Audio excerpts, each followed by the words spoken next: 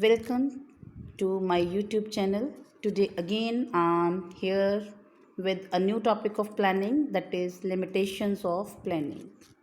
Till now we have done about importance of planning, that planning is very beneficial, but today we will see the other aspect of planning, that is limitations. That in spite of many benefits, planning has certain limitations also. So let's see what are the limitations of planning. The first limitation is planning leads to rigidity. So this rigidity word means we have to stick to it. It is very rigid, it is very strict. Once a well defined plan is drawn, the manager may not be in a position to change it. Which means that once we make a plan, once we decide a future course of action that we have to do this, the managers are not in a position to change it. They do not have flexibility to be able to cope up with the changed circumstances. It means once we make the plans, we become strict and rigid followers of those plans without considering the changing circumstances. हम बहुत ही ज़्यादा उस plan के लिए rigid और strict follower हो जाते हैं बिना ये सोचे हुए कि फ्यूचर में क्या हो रहा है या क्या होने वाला है. However, following a pre-decided plan when the circumstances have changed may not be in the organization's interest. Sometimes it may happen that whatever you follow, whatever the plan you have decided earlier, it may not be beneficial for the organization.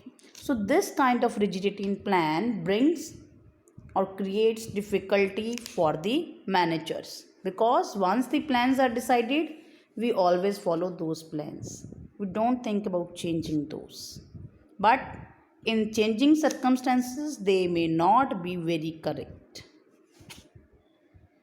Second limitation is planning reduces creativity. Planning is always done by the top level managers like managing directors, board of director, chief executive officer, or general manager.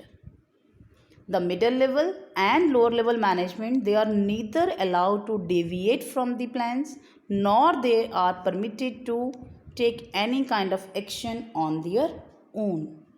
So whatever the plans are set by the top level management, all the middle level managers start working rigidly on those plans only and they follow those plans blindly. सिर्फ उन्हीं plans को वो follow करते रहते हैं. तो managers किसी तरह का कोई इनिशिएटिव नहीं लेते कि उसमें कुछ चेंज कर पाएँ, बिकॉज इन चेंजिंग सर्कमस्टेंसेज में भी वो प्लान्स सही काम ना करें. But because planning is done by the top level management, so it reduces their initiative and it reduces the creativity of the employees, because employees know that once the plans have been drawn, they are to be followed as itself only. So they stop giving suggestions. वो अपने नए ideas नहीं देते, वो जो भी planning में किया हुआ उसके अकॉर्डिंग ही काम करते जाते हैं. तो प्लानिंग से एम्प्लॉयज़ की इनोवेटिव आइडियाज़ पर, क्रिएटिविटी पर काफ़ी ज़्यादा रोक लगती है. Next is planning is a time consuming process. Planning is a time consuming process. The heading itself tells that it takes a lot of time. Planning requires huge collection of information. पहले हम information collect करते हैं, फिर उसका analysis करते हैं, then उसकी understanding करके उसकी इंटरप्रिटेशन बनाते हैं कि किस तरीके से हमें प्रोसीड करना चाहिए. Sometimes these activities may take considerable time. कई बार इसी काम को करने में हमें काफ़ी समय लग जाता है. Sometimes plans to be drawn up take so much time that there is no much time left for its implementation. कई बार हमें प्लानिंग करते इतना टाइम लग जाता है कि उसके एक्चुअल में इम्प्लीमेंट करने के लिए, उसको एग्जीक्यूट करने के लिए हमारे पास सफिशिएंट टाइम ही नहीं रहता.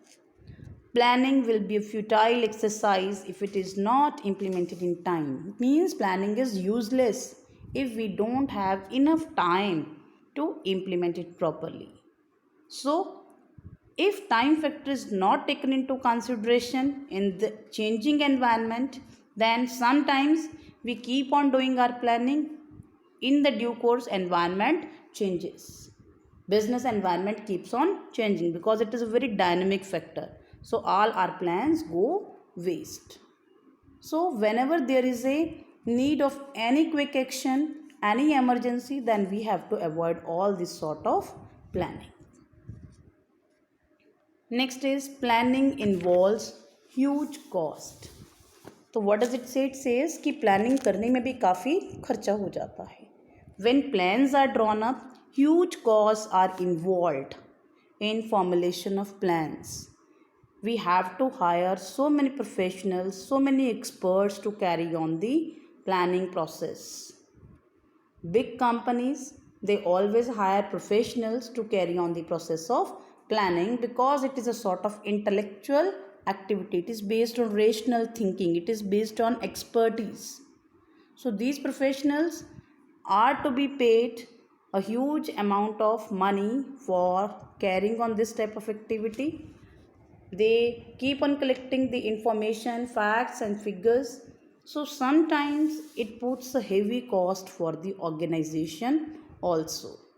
And if the benefits of planning are not more than its cost, it means कि अगर हमें एक्सपर्ट से प्लानिंग करवाने से बेनिफिट ज़्यादा हो और हमारा खर्चा कम हो, only then it is beneficial. Otherwise if cost of doing planning is greater than the benefits of doing planning, then it is a useless activity.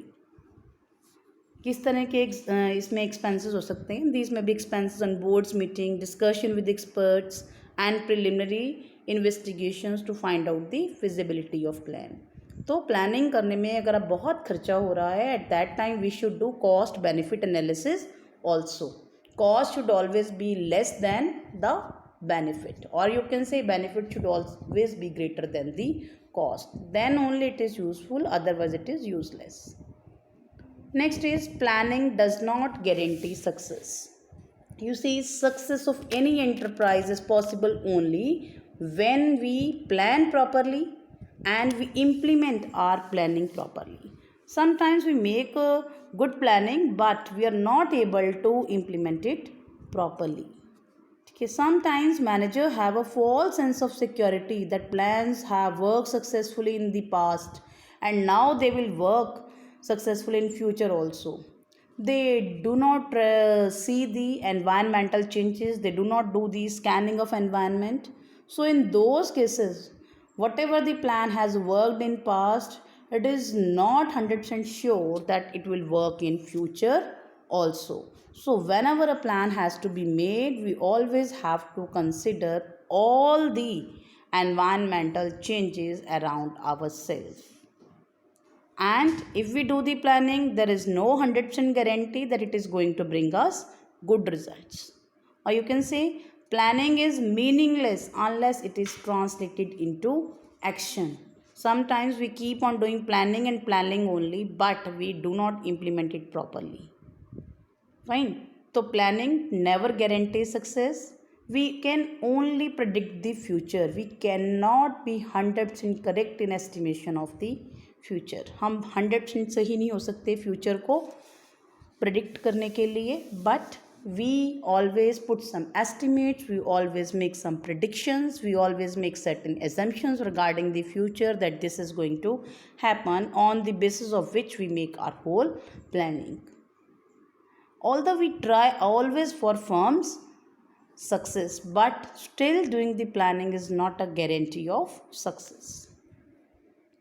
Next is planning may not work in a dynamic environment.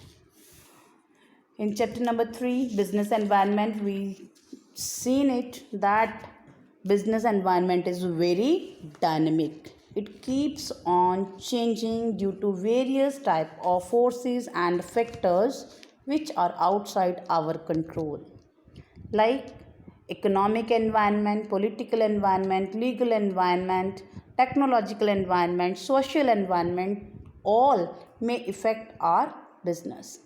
So it becomes very difficult to forecast all these changes in advance. And if the changes are very quick, then our plans may become a failure. So what an organization has to do, if the business environment is very dynamic, the organization has to constantly adapt itself to the changes in business environment. हमें बड़ी quickly अपने ही planning में change करते रहना पड़ेगा. It is not always possible to accurately assess the future trends in environment. ये possible नहीं है कि हम फ्यूचर के बारे में 100% सही प्रिडिक्शन कर पाएँ. For example, there may be changes in economic policy, there may be changes in demand, there may be change in fashion or taste of the consumer. Nobody can say what is going to happen in future. So when the environment is very dynamic, very fast changing, then the manager had to be extra careful in order to predict those changes, and they have to adapt itself to all those changes in the business environment. So these were the limitations which a business organization can control with due care. But there are certain external limitations also on which our managers have no control. There may be certain factors जिसके ऊपर हमारा कोई भी control नहीं होता. For example, in the latest time we can say this COVID-19, it has adversely affected our economy. But this was such a thing which none of the businessmen could predict in advance. हमने कभी सोचा नहीं था कि इस तरह का कुछ हो जाएगा कि all the economy will get slowed down. Not only in India but in the entire world. So these are certain external limitations over which we have no control. So let's discuss few external limitations also. First limitation is natural calamities. Natural calamities like flood, earthquake, famine, these are beyond the control of a manager. If something like this flood or earthquake like happen, then and it adversely affects our business, then we cannot do anything because it is beyond our control and all our plans will go a failure. Second one is technological changes. If we see the technological changes, they reduce the effectiveness of our planning, because whenever a new technology is introduced, so existing organizations have to face several problems because their technology is obsolete, their technology is poor, they have to face a stiff competition in the market, and they have to make a heavy capital expenditure to replace the obsolete technology. So this may bring a higher cost of the production even if we replace the obsolete or older technology with a new one. When for better products customer get at lesser price from the other sellers, they may shift over there, and these are the changes which we could not predict in advance. Next is change in government's policies. So managers have no control over the government's decision. If there is any kind of change in economic policy, industrial policy, taxation policy, bank interest rate, then too it may upset our planning, and we have no control over these factors. Next one is strategies of competitors. Sometimes our plans fail due to better policies, product and strategy followed by our competitors, okay, which we could not predict in advance. Means if some competitor introduces a better model, a better product than yours product at a lesser price, so your product is bound to have very less demand in the market.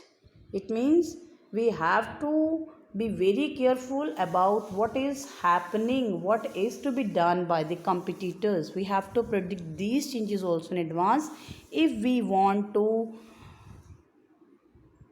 make ourselves survive in competitive market. Next, last point is change in fashion, taste and preferences. Sometimes the plans may fail because of the changing fashion trends, in which The businessman is not able to expect those changes in advance. So it may adversely affect our sales and our profits also, but we do not have a control over this factor also. So these were the few external limitations beyond which we have no control. So, on the basis of the overall analysis, we can say, in spite of many benefits, planning has certain limitations also. So, planning must be always continuous. We can avoid these limitations if we continuously scan the business environment, if we are very much aware about ourselves, our competitors, and what's happening in the business world.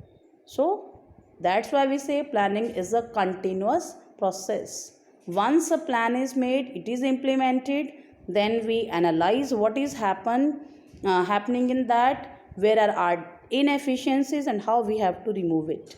But if we become the blind followers of those plans, then we may not remain very successful in that type of environment. We have to continuously scan the business environment. We have to continuously train ourselves for adapting with the new changes. Only then we can become a successful businessman. I hope you might have understood the limitations of planning. Thank you and have a nice day.